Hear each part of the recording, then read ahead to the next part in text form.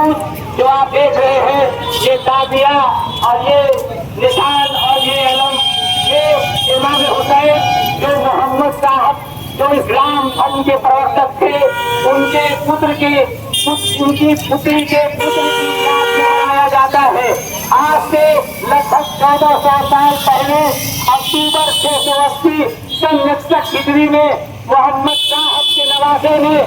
जो इस्लाम धर्म के प्रवर्तक मोहम्मद साहब थे, उनकी पुत्री के पुत्र ने एक महान बलिदान दिया था। उस बलिदान का मतलब ये था कि मोहम्मद साहब के जो नवासे थे नाती, वो बताना चाहते थे, उस समय एक निरंकुश शासक था जिसे यजीद कहा जाता है। उस यजीद ने जब सत्ता संभाली तो उसने मोहम्मद साहब के नाती से बैत का मुतालबा किया। बैत मतलब ये होता है कि अपनी अधीनता उनके हवाले कर देना, मतलब कि अपनी संप्रभुता को उनके हाथ में दे देना। और यजीद जो था वो मानवता का दुश्मन था। वो चाहता था कि मानवता दुनिया से मिट जाए, संसार में भ्रष्टाचार रहे और आतंकवाद का साया हमेशा दुनिया पे बना रहे। लेकिन मोहम्मद साहब के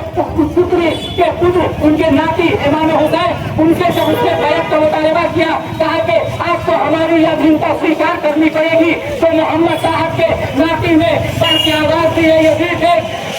कोई भी दुनिया का संसार का कर्म लाया है वो मानवता की रक्षा के लिए आया है, मानवता को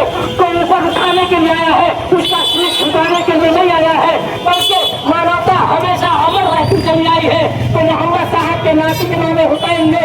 दुनिया को ये बताया कि यजीद थे, हम तुम्हारी अधीनता स्वीकार नहीं करेंगे। जब इन्होंने अधीनता स्वीकार करने से इनकार किया तो यजीद ने अपने 30,000 के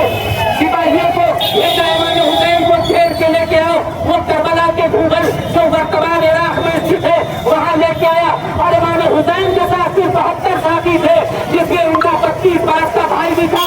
18 बरस का उनका जवान बेटा भी था और 6 माह का एक शिशु भी था और 72 साथी भी थे। इमाम हुसैन ने यजीद जैसे निरंकुश शासक की अधीनता स्वीकारने से इनकार कर दिया तो इन्हें घेर दिया गया। इमाम हुसैन ने यह संदेश दिया संसार को कि देखो, जुल्म के आगे नहीं झुकना चाहिए, अत्याचार के आगे नहीं झुकना चाहिए, चाहे अपना बलिदान दे देना पड़े, चाहे अपने साथियों के तो बलिदान बलि पे चढ़ा देना पड़े, अपने माँ बहनों को खुले सर दुश्मन के बाजार में जाना पड़े, लेकिन हम यजीद की अधीनता स्वीकार नहीं करेंगे। जो मानवता को खंडित कर रहा था, जो अत्याचार बढ़ाना चाह रहा था, जो आतंकवाद को बढ़ावा दे रहा था, इमाम हुसैन ने अंतिम समय में जब इन्हें घेरा गया, इमाम हुसैन ने कहा था कि हमें हिंदुस्तान जाने दो। सुनोगे हमारे हिंदू भाइयों, इमाम हुसैन की अंतिम इच्छा थी कि हमें हिंदुस्तान में आ जाते। उसी वक्त समुद्रगुप्त जो यहाँ के शासक थे, उन्होंने यहाँ से भेजा था एक